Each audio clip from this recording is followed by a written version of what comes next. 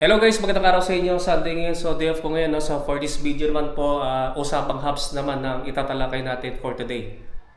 Kasi magto 2 years na ako nagtatrabaho sa bike shop. Then sa mga pupunta ng customer doon sa pinagtatrabaho kong bike shop, pag naghahanap sila ng hubs, ang tinatanong nila, meron ba kayong mga hubs na tunog mayaman? Meron ba kayong hubs na maingay? Yun ang mga 100% 100% na nag-inquire dun sa bike shop. Ang tinatanong nila, yung maingay na hubs. Naghanap sila ng ganun, no? Yan. So, yun ang topic natin for today, no? Kung ano ba, napaka-importante ba sa cycling ang sobrang ingay o sobrang ingay na hubs? Yan. Kung meron bang performance benefits ang maingay na hubs o kaya yung sobrang ingay. Kaya sinasabi ko sobrang ingay kasi di ba marami na akong nababike check na mga bisikleta. Meron kasing hubs na sobrang ingay na hindi talaga matolerate ng tenga ko. Hindi ko nga alam sa mga bata, usually mga bata yung mga gumagamit na sobrang ingay na hubs eh. Gustong gusto nila rin ako kasi sakit sa tenga, di ko kaya. Pero meron din mga hubs na sakto lang yung ingay. Katulad ng hubs ng LTCNC ko, yung 6 poles yan. Then, nakagamit din ako ng halos tahimik na hubs. Yan yung mga Shimano Nan series, no? Yung mga 2 poles lang. Yan. Kasi sa tagal ko na sa pababike, almost 20 years, nakagamit na ako ng iba't ibang klaseng hubs. Yan ang itotopic natin for today. So, pag-usapan muna natin kung ano ba yung basic function ng hubs. Kasi, importante rin kasi yung hubs sa bisikleta. Dahil siyempre, pag wala yan, hindi natin mapapatakbo o mapapagalaw yung bisikleta natin. Yan. Yan. So, yan kasi yung nagko-connect dun sa wheelset, no? Yung hubs na yung front hub, tsaka yung rear hub. Yan. Then, yun nga, hindi nga magagalaw to. Hindi mapapaikot yung mga yan kung wala yung hubs, no? So, very important din yung basic function ng hubs. Then, i-specify natin dito sa rear hub. Yan. Kasi yung rear hub na yan, merong free hub, merong pulse o ratchet. May dalawang klaseng hubs eh. Yung sa rear hub, no? Yung fully ratchet at saka yung pulse type. Yan. Importante kasi yan dahil kapag papadyak kayo dito, papadyak dito, magta-transfer kasi yung power dyan sa free hub. Yan. Diyan sa system na yan, kapag papadyak ka, magta-transfer dito sa free hub. Then, yung rear hub, yan yung magpropel nitong bisikleta nito forward. Yan. So, yan yung basic function ng hubs ng kahit anong bisikleta pa yun, road bike, gravel bike, MTB, yan, whatever. Yan yung basic function ng hubs, no? So, very important yan. So, saan ba nanggagaling yung ingay na hinahanap nila sa hubs? Tingnan natin ulit ito, no? Kasi pag pumapadyak kasi, minensyo ko kanina, nagkakaroon lang yung ingay dyan sa free hub na yan kapag hindi na pumapadyak, nag-free wheel na lang. Yan, pag nag-free wheel lang, doon lang nagkakaroon ng ingay kasi doon nagkakaroon ng disengage. Yan, nadi-disengage na yung pulse o ratchet doon sa may ratchet doon sa base ng rear hub. Yan. Pero kapag pumapadyak na, syempre, naka-engage na yung hubs doon sa likod, doon sa rear hub, wala nang ingay. Walang ingay na nangyayari. So, yun nga, nagkakaroon lang yung ingay sa hubs kapag nag-free wheel. So, next naman, ang pag-usapan natin, bakit yung iba't ibang hubs, mayroong iba't ibang ingay kasi may tinatawag na engagement. So, mas mataas ang engagements, therefore, mas maingay kapag nagdi-disengage. For example, yung nagamit kong yung Shimano Nan series ko dati nung nagbabike to work commute ako doon sa luma kong Aero Original MTB. Yung kasing Shimano Nan series na yon, 2 poles lang. So, very, very little engagement. Yan, maliit lang yung engagement ng ano eh. Maliit lang kasi yung engagement kasi 2 poles lang. Konti lang yung kumakapit dun sa ratchet. Kaya pag nagdi-disengage yun, halos walang ingay. Lalo na kapag nagbabike ka, tapos maingay yung paligid. Yun, halos wala kang maririnig. Naririnig mo lang yun kapag tahimik na tahimik yung lugar. Yan. Then, nakagamit na rin ako ng 4 poles doon sa time trial bike ko. Yung Origin 8 na wheelset na carbon. Yan. Siyempre, mas maraming engagement. 4 poles yun eh. Therefore, nag-increase yung ingay. Siyempre, mas maingay yun kaya compared doon sa 2 poles. Then, first time ko magagamit ng 6 poles, yung sa Genova Pluto. So, mas maingay naman yun kapag nag-free wheel. Then, ang pinakamataas na engagement na hubs na nagamit ko, yung Aerowick AM 9.1 yata o 9.3. Na yung itsura nun parang pang-enduro, no? Dating-dati pa yun, noong 2019 bago mag-pandemic. Yan yung 6 poles with 3 teeth kada isang pole. Yan. So, yan yung pinakamataas na engagement na hubs na nagamit ko. Yan. Pero yung mga fully ratchet, never pa ako nagagamit nun. Yung, lalo na yung mga sikat na sikat ngayon, yung Speed 1 Sniper. O yung katulad ng Speed 1 Sniper, yung kakompetensya nun, yung Weapon Animal na 150T na fully ratchet. Di pa ako nagagamit nun. Yan. So yun yung mga nagamit ko na hubs, no? So ano ba yung benefits dun sa matataas na engagements, no? Based sa experience ko, kasi yun nga, nakagamit na ako ng 2 poles, 4 poles, 6 poles, at saka 6 poles with 3 teeth. Kasi pag mataas yung engagements, napansin ko lang, kapag nag-shift ako ng gear, mas maganda yung response na pag-shift ng gear. Hindi gaanong delay, hindi katulad dun sa 2 poles. Kasi nung na-experience ko dati dun sa 2 poles sa Shimano ng series, medyo may pagka-sluggish yung gear shift. Hindi ka kasi nag-i-engage kasi ang layo kasi ng distance ng 2 poles eh. Hindi katulad ng mga matataas na engagements ng mga tulad ng 6 poles at saka 6 poles with 3 teeth. Pag nag-shift ka ng gear, magre-response ka agad yan, mag-i-engage ka agad doon sa isa pang gear. Yun. So, yung kasing yung mga matataas na engagements o mabibilis yung response na engagements, beneficial yan kapag sa kalsada, no, sa criterium, yan sa criterium race. Kasi sa crit race, usually palit ng gear. Kasi minsan unpredictable yung nangyayari sa crit. May mga umaatake, hahabulin mo, tapos bigla nang pag nahabol mo, mag-slow down. Kumbaga sa experience ko kasi sa crit race, madalang lang yung nagme-maintain na matagal.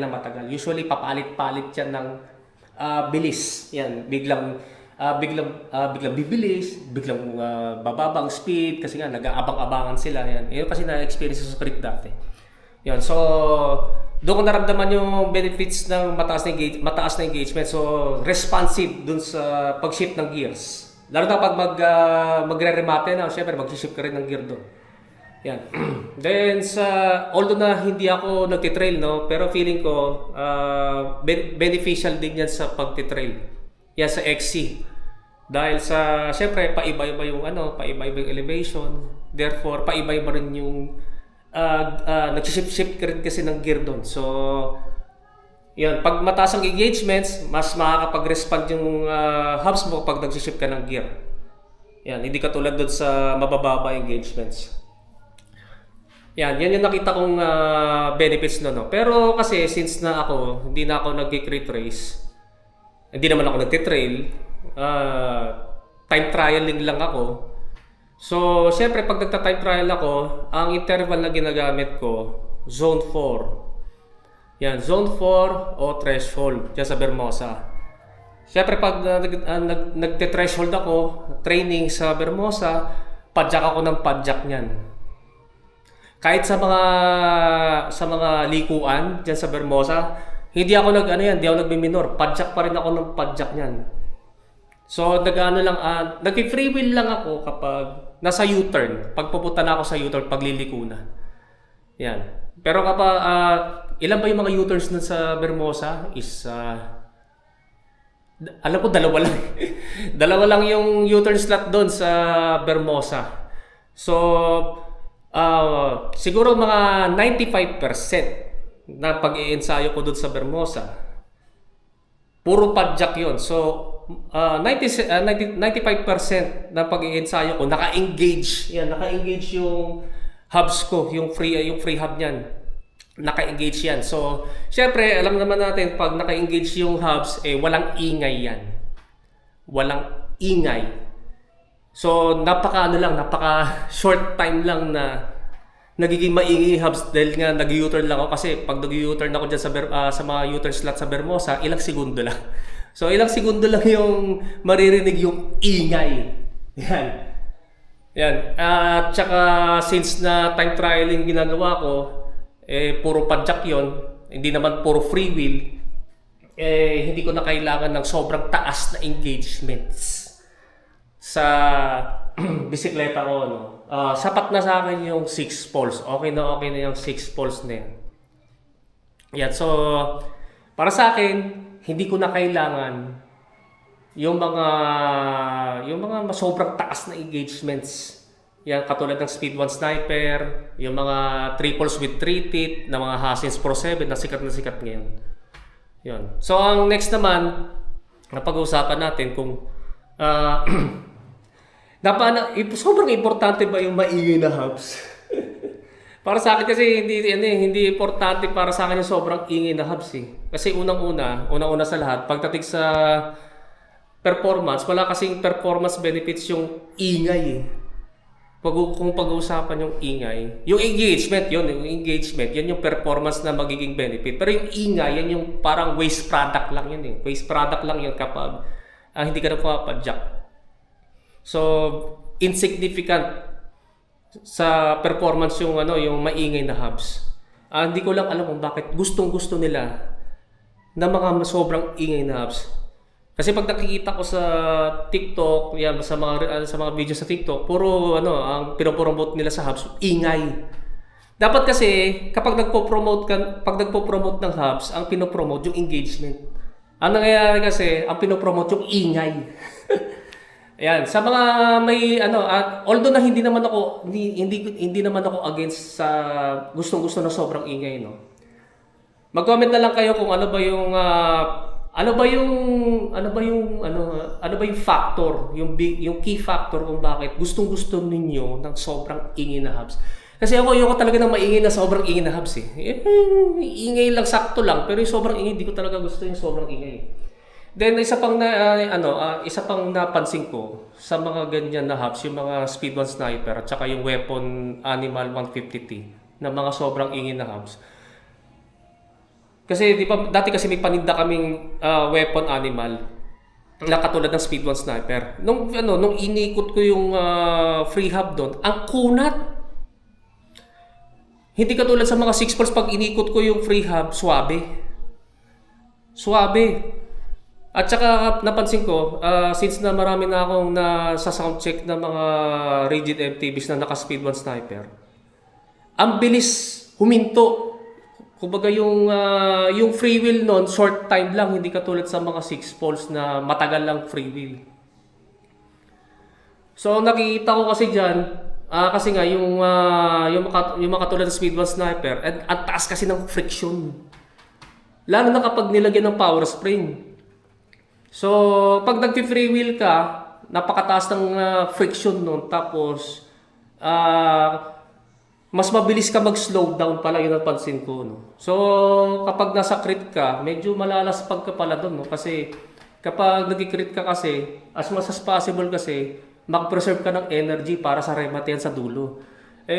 Ang napansin ko, kapag sa Speed 1 Sniper pala, o Weapon Animal ang gamit nyo, since napakalakas ng friction, no? Madaling huminto, kailangan mo pa extra effort para pumadjak, no? Hindi ka pwede masyadong mag-free wheel. Yun ang na-analyze ko, no? Hindi katulad sa mga swabbing 6 poles o pababa na matagal ang free wheel. So may chance ka pang medyo makakapahinga ka pa para sa rebatian sa finish, no? Then napansin ko, yung ibang gumagamit ng mga Speed 1 sniper at saka yung weapon animal 150T. Yung iba hindi naglalagay ng hindi naglalagay hindi nila ginagrasahan yung iba. Yung iba lang naman no. Yung iba naman kasi karamihan ginagrasa. Yung kasi hindi nagagrasa ng mga ganyan, delikado yan. Siyempre mas maiingay yon kapag walang grasa, hindi nilulubricate, no. Ang problema kasi pag walang lubrication, mas pataas ang friction, mas madaling malaspag yung ratchet noon, yung free do sa may free hub. Kasi may na-experience na ako na may binay-check ako na nagpalit siya ng panibagong free hub. Dahil hindi na sa sobrang workout na yung ratchet na yon sa Speed 1 Sniper, nasira, nawala na yung engagement. So napakadelikado yun pag nawala yung engagement. Kuwari magre-remate ka, biglang nawala yung engagement dun sa ratchet. Accident yung magiging resulta nun. Kumbaga parang wala nang kapit yung dalawang ratchet dahil nga laspag na, dahil hindi nilalagay kasi ng grasa. Dahil na sa sobrang friction na. Yan. So, yun yung mga napakatapansin ko kapag dun sa mga sobrang ingay na sobrang engagement saka sobrang ingay na hubs. Yan. So, may performance benefits ba yung maingay na hubs? Yung sa ingay lang wala eh. Sa ingay lang wala, pero sa engagement meron. Yan. Pero since ako siguro hanggang in the future, time trial pa rin yung ensayo ko. Never akong bibili ng ganong kaingay na hubs. Yung mga Speed 1 Sniper kasi hindi ko kasi kailangan yung mga ganong klaseng hubs kasi kasi puro padjak naman kasi ako eh. Hindi naman ako puro freewheel eh. Puro padjak lang kasi ako dahil nga mahaba yung interval ko. Yan, yun yung opinion ko regarding sa sobrang ingay na hubs, no. Yan, so ganito lang kung ano yung thoughts ninyo sa video ito, i-comment na lang ninyo sa comment section down below. So maraming salamat sa inyong panonood, and don't forget to subscribe sa aking YouTube channel, pakiclick na lang yung notification button para matotally notify kayo. Yan guys, maraming salamat sa inyo and ride safe po sa inyo.